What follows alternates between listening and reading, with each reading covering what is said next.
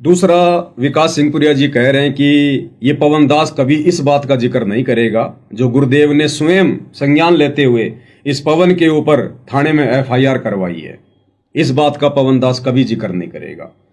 पवन इस बात की तो स्पष्टीकरण कभी नहीं देगा कि सदगुरुदेव जी ने स्वयं उनके खिलाफ शिकायत दर्ज करवा के एफआईआर क्यों करवाई, उसकी जेल क्यों करवाई। इसका तो जवाब उसके पास है नहीं। लेकिन सदगुरुदेव जी का शिष्य बनने की एक्टिंग करके वो जनता में बहुत ही वैमनस्य और बहुत द्वेष पैदा करने की कोशिश कर रहा है। देखिए, वैसे तो मैंने अपने बहुत सारी वीडियो में इस बात का जिक्र किया है कि परमेश्वर तो परमेश्वर है, अंतर्यामी है, जानी जान है, एक आम व्यक्ति आम संत की भूमिका निभा रहे हैं। और जो उनको मानुष मानकर जैसी उनके सामने प्रार्थना लेकर जाएगा किसी भगत की, अच्छी या बुरी, परमात्मा वैसे ही उस भगत की मनोदशा के अनुसार उसको जवाब दे देंगे। ठीक है। तो वैसे तो मैंने बहुत सारी बार इसका जिक्र किया है और मैंने ये भी कहा है कि इन बातों पर मैं विशेष तौर पर जिक्र इसलिए नहीं करता क्योंकि मेरे गुरुदेव भगवान यहां किसी आत्मा पर मुकदमा करने नहीं आए। यहां असंख्य आत्माएं जो काल के मुकदमे में फंसी हुई हैं, परमात्मा तो उनको छुड़वाने के लिए आए, उनके वकील बनकर। भाई कर ले गुरु वकील मुकदमा भारी है। अरे ये भगवान भी अगर सतलोक से चलकर पृथ्वी लोक पर इन आत्माओं पर मुकदमा करेगा तो आत्मा जाएंगे कहां? आत्माओं का फिर ठिकाना कहां रह जाएगा? परमात्मा तो हमें काल जाल से निकालने आते हैं, उबारने के लिए आते हैं। ये मुकदमेबाजी जो दुनिया करती है, परमात्मा तो उसका निपटारा करवाने के लिए आते हैं। इस पृथ्वी पर शांति स्थापना करने आते हैं, प्यार प्रेम का माहौल पैदा करने आते हैं। ये परमात्मा किसी पर मुकदमा नहीं करता, लेकिन वर्तमान समय ये परीक्षा का चल रहा है। और इन सतलोक आश्रम वालों को अपने धार्मिक धंधे में जो बाधा लग रही है कि ये पवन दास बाधा है, तो इन्होंने अपने मत अनुसार अपनी तरफ से गुरु को मानुष मानकर उल्टी सीधी मेरी शिकायतें कर दी। अब गुरुदेव भगवान तो ये परीक्षा का समय चल रहा। भाई परीक्षा के समय में अगर विद्यार्थी टीचर से पूछेगा कि गुरुदेव भारत की राजधानी मैं कलकत्ता लिख दूं क्या, तो गुरुदेव को पता है कि ये मूर्ख आदमी है, मैंने तो भारत की राजधानी नई दिल्ली बताई थी इसको। उस समय तो इसने ध्यान दिया नहीं। अब परीक्षा के समय मेरे से पूछ रहा है, तो गुरुदेव सही आंसर नहीं देगा। गुरुदेव कहेगा भाई जैसा तेरे को उचित लगे वैसा लिख दे। तो जैसी ये शिकायतें मेरी लेकर गए मुझे अपना शत्रु समझकर, वैसी ही उन प्रार्थनाओं का जवाब गुरुदेव ने इनको दे दिया। और जैसी इनकी घटिया आदत है फिर गुरुदेव का आदेश बताकर उन चीजों को संगत में पारित करना, तो इन्होंने संगत में पारित कर दिया कि गुरुजी ने पवन दास को गुरुद्रोही घोषित कर दिया। अब ये संगत की भी परीक्षा थी। भाई पवन दास बाहर है, संगत बाहर है, पवन दास वीडियो बना रहा है, उसके विचार जानो। गुरुदेव ने यह थोड़ी कहा कि आप किसी की वीडियो मत देखो, आप किसी के विचार ना सुनो। गुरुदेव तो स्वयं अपनी अमृतवाणी में कहते हैं, कहे कबीर सोए जन मेरा, जो नीर खीर का करे निबेरा। परमात्मा ने हमें हंस की संज्ञा दी है।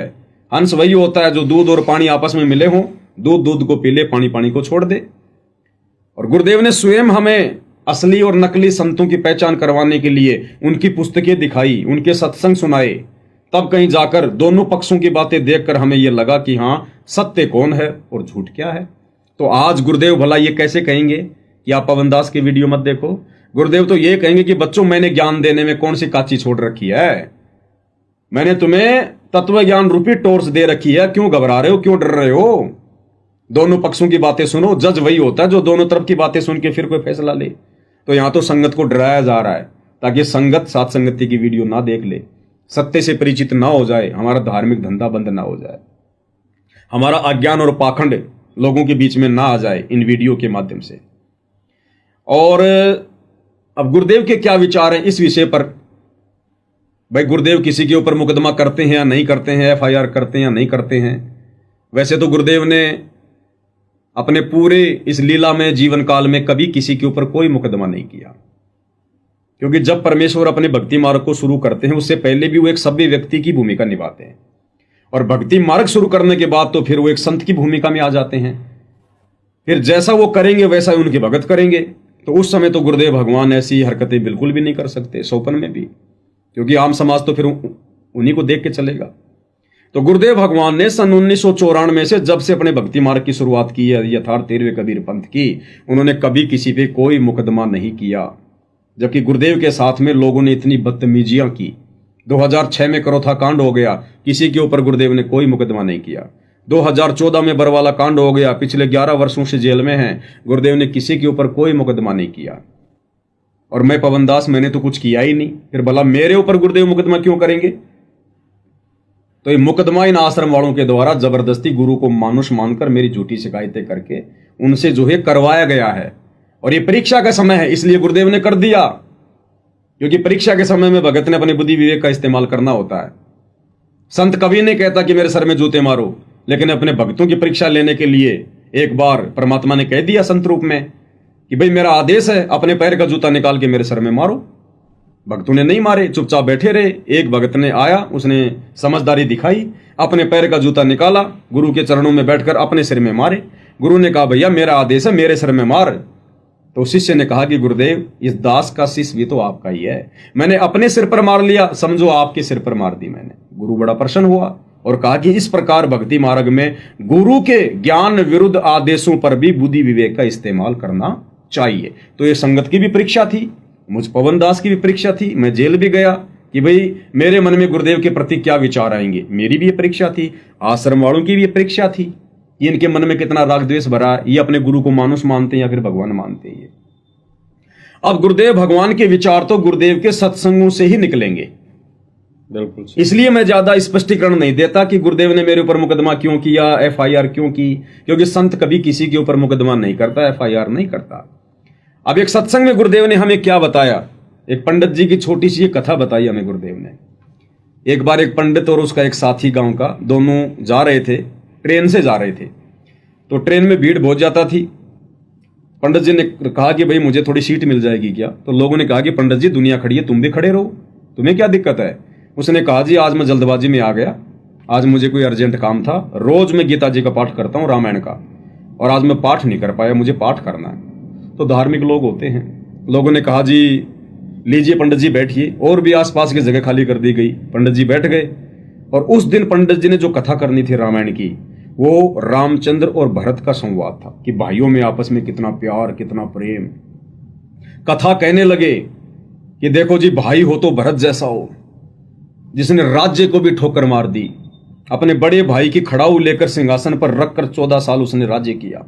भाई हो तो ऐसा हो। सब लोग तालियां बजाने लगे। इतने में एक व्यक्ति आया, उसने कहा कि पंडित जी मुझे भी अपने घर पर जो है कथा करवानी है, 2 दिन से मुझे कोई पंडित जी नहीं मिल रहे थे, मैं बड़ा दुखी था, भगवान ने मेरी सुन ली, आप चलो मेरे घर पर कथा करो। उसने कहा जी आज मैं कथा नहीं कर सकता। बोला जी क्यों? आपका तो काम ही कथा करने का है, आपको हम दक्षिणा भी देंगे। बोला नहीं नहीं नहीं, आज तो मैं किसी कीमत पर नहीं कर सकता। तो लोगों ने कहा जी ये क्या बात हुई? तो उसका साथी बोल पड़ा, जो पंडित जी का साथी था। उसने कहा कि मैं बताऊं आज ये कथा क्यों नहीं करेगा?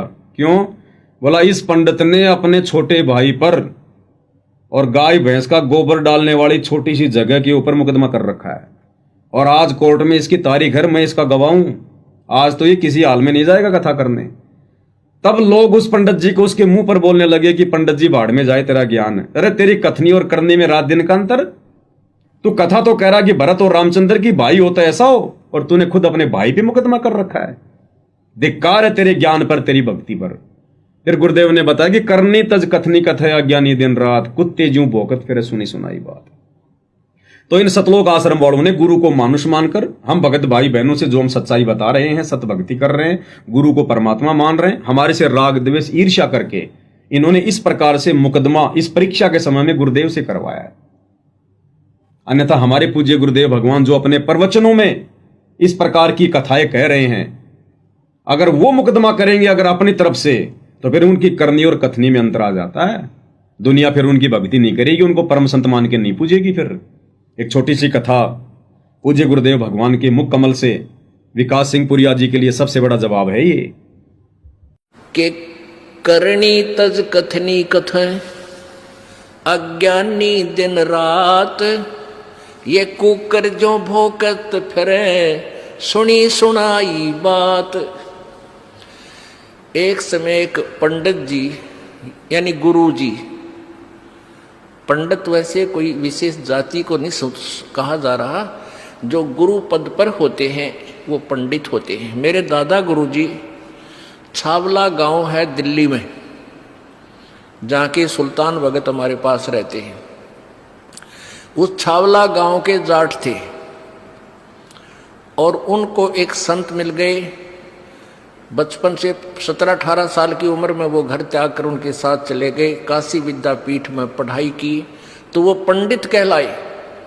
खरगोदा के पास गोपालपुर में उन पंडित चिदानंद जी उनका नाम था, और पंडित की उपाधि से वो सुशोभित थे।